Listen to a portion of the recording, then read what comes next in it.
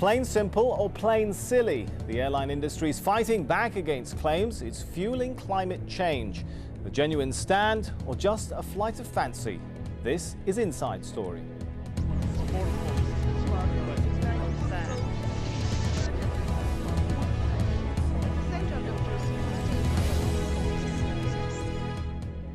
Hello, I'm Sami Zaidan. With airline traffic currently growing worldwide by a massive 8% a year, much has been said about its effects on global warming. But now some of those in the industry are hitting back. A report by British Pilots Union, BALPA, claims air travel is simply being used as a scapegoat. It says the damage to the atmosphere caused by planes is minimal, accounting for just 2 to 3% of carbon dioxide emissions. Well, environmentalists, though, argue that share will increase greatly because of the growing number of flights. When it comes with the world still in disagreement about how to tackle the issue of aviation and climate change. This week, the European Commission said airline manufacturers should aim for a 40% cut in emissions by 2015. That's part of a recently announced €1.6 billion Clean Sky plan to help the industry develop more environmentally friendly technology. And the EU has also approved plans to make airlines part of a carbon trading scheme that have to reduce the CO2 they produce or else buy credits from other industries. But others elsewhere in the world, like the Pacific Asia Travel Association, say Europe should delay carbon trading until a truly global scheme's been devised. Meanwhile, the EU and US aviation authorities have said this week they'll work together to make planes cleaner by introducing better air traffic control systems. So what part does travel play in the creation of greenhouse gases worldwide? Well, according to the latest estimates from the Intergovernmental Panel on Climate Change, transport accounts for 13% of emissions. Industries responsible for 19%.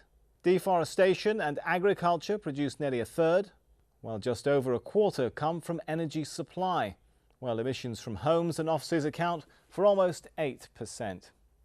Well, joining us now to discuss how damaging air travel really is are our guests. From Geneva, Anthony Consul from the International Air Transport Association, and from London, Joss Garman from the campaign group Plain Stupid. Thanks for both of you gentlemen for joining us. If I could start with Anthony, I guess the real first question is the aviation industry a real polluter? Well, I think we go back to the earlier comments you made with the IPCC report. Aviation is responsible for 2% of global carbon emissions, and we as an industry are committed to doing everything we possibly can to limit our impact on the environment. So in other words, no. So why all the fuss, in your opinion, why all the fuss over the aviation industry? Well, clearly we're a high-profile industry, and in some cases maybe that makes us a bit of an easy target for some. But when we look at the facts, I think we come to the very quick conclusion that we're a small part of a very important problem. All right, let's take that point to Joss Garman. Would you agree with that analysis?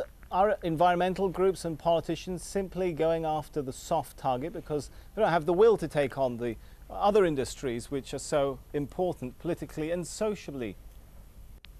Absolutely not. Aviation is already the fastest growing cause of climate change globally. It's not included within the Kyoto Protocol. Here in the UK, for example, supposedly a world leader on climate change, aviation isn't included in the forthcoming climate change bill in Parliament.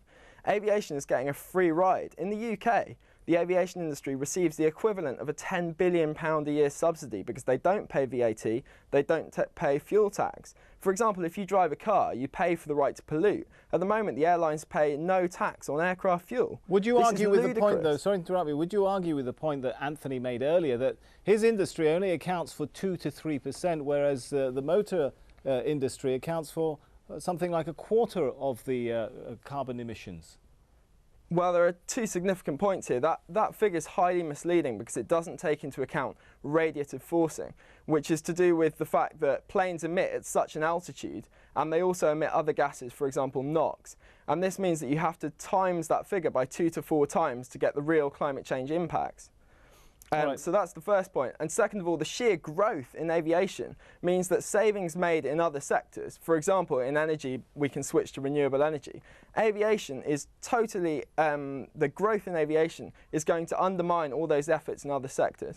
All right, let's take some of those points back to Anthony. How do you respond to that? It has been said that the BALPA report basically played with numbers. Well, again, I think the only thing we can do is go back to the IPCC, the recognized experts on climate change. They have estimated that our industry is 2% of the problem. There is some discussion about the radiative forcing, but if you look at the way that science has looked at this issue over past reports, it has consistently declined in importance. In other words, as the science becomes more knowledgeable about this issue, we're seeing that the radiative impact of aviation is considered to be less than what it was originally thought. However, that's not an excuse for the industry not to do anything. And I can say that, first off, the amount that the industry is investing in new aircraft are going to make our fleets 25% more fuel efficient by the year 2020. All right, well, would you agree? That's a real improvement. Sorry, Anthony. Would you agree, though, that at least some of that concern is justified when we take into to consideration the fact of the very fast growth of the aviation industry? Although your polluting factor may be small now, but over the years, it will grow very quickly and perhaps even faster than other transport sectors. Well, again, I think we need to go back to the IPCC report. We're 2% now. The IPCC is projected out to 2050, at which point they estimate that we'll be about 3% in their central scenario. So you grow quickly from a small base at the same time as you're adding in technological improvements, and you don't get an enormous increase even over a 50-year time frame. All right, let's once again turn to Joss Garman. Should the airline industry be left alone to sort out its efficiency issues? Listening to what Anthony was saying there, they are introducing more efficient aircraft. Should we just basically give them time to sort it out themselves? No, I mean, that line, it's like suggesting, it's like the tobacco industry saying keep smoking because in a few years there might be cigarettes that don't cause cancer. It's just shoving the issue under the carpet, first and foremost. And second of all, the figure of 3% by 2050, that's simply not true. The IPCC said in its report between 6 and 15% by 2050. And that's assuming that all other sectors carry on as business as usual and don't make cuts. Well, that's not a realistic scenario, and it could be that by 2050 it could amount for over 20% of global emissions. Already, aviation alone accounts for more emissions globally than the entire country of Britain. It's very significant. All right, what is the solution then? Do you regard, for example, the EU plan to impose targets on airlines to cut carbon emissions? Is that the way forward? Well, first and foremost, the UK government, for example, should stop subsidising this industry. And second of all, they should stop encouraging expansion at airports. I mean, even in China, for example, we're looking at possibly 40 new airports in the next couple of years. This is a huge issue, and rather than reining the industry in, at the moment, we're encouraging it to expand. But is that practical? Sorry, Joss, but is that practical? You're talking about stopping the expansion of a very popular means of public transport. Well, what we have to do is we have to have policy that reflects the science. And the science says we simply have to reduce the amount we fly. And what we can do is in Europe, for example, almost 50% of flights are less than 500 kilometres in distance, less than London to Edinburgh in distance, places easily reachable by train, which is over 10 times less polluting. I mean, you can get to Manchester, for example, there's 30 flights a day from London, and yet it's less than 3 hours away on the train. All right, let's take that point back to Anthony then. How would you respond to demands that we should scale back the expansion of the aviation industry? Well, first, if I could address just a couple of points that were raised. First issue on taxation. It's a myth that the air transport industry doesn't pay tax. In fact, we've done some recent studies which show that in the UK alone, we contribute about 700 million, the equivalent of 600 or 700 million euros to the UK economy through taxes and charges.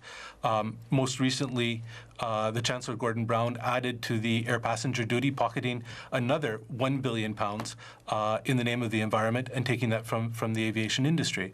What we need to do is ensure that this money is invested in clean technologies, in more efficient air traffic management systems, so that we do have a positive benefit to the environment.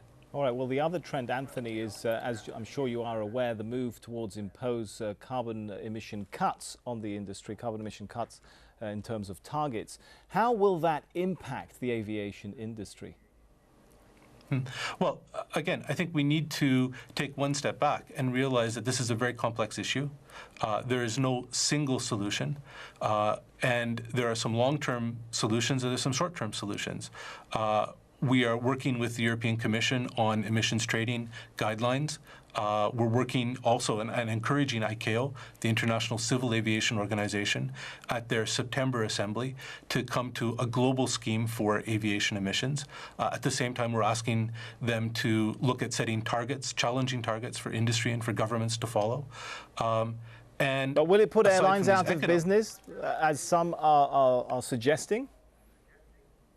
Well, I don't think the point of any of this is to put the airlines out of business, which is why we also need to, alongside considering emissions trading as a potential part of the solution, we also need to work with governments on solutions that can deliver immediate economic benefits to the industry and environmental benefits to the industry. For example, in Europe, governments have been talking for 15 years about a more unified air traffic control system for Europe called the Single European Sky. It's been 15 years of talks and no action. A Single European Sky could save up to 12 million tons of CO2 emissions a year. It's technologically achievable. It's absolutely possible in the near term, and yet governments are stalling.